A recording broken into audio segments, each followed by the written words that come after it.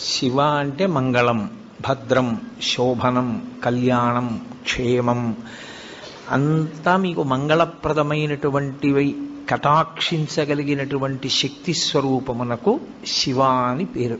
అందుకే శివునకు అమంగళమునకు సంబంధం ఉండదు. అసలు ఆయన ఎన్నడూ అమంగళము చేయువాడు కాడు.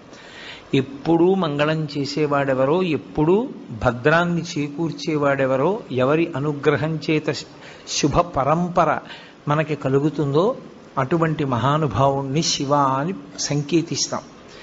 శివునకు ఒక రూపము కాదు, యథార్థమునకు అసలు పరమేశ్వరుడికి ఒక రూపం ఉంటే కదూ. కోటేశ్వరరావు అంటే ఏదో ఒక రూపంతో ఉంటాడు. పరమేశ్వరుడికి అలా ఒక రూపం ఉండదు. ఆయన చేసినటువంటి చేష్టితముల వలన భక్తులను అనుగ్రహించాలనేటటువంటి ఆయన యొక్క కారుణ్య తీవ్రత వలన ఆయన అనేక రూపములను ధరిస్తారు.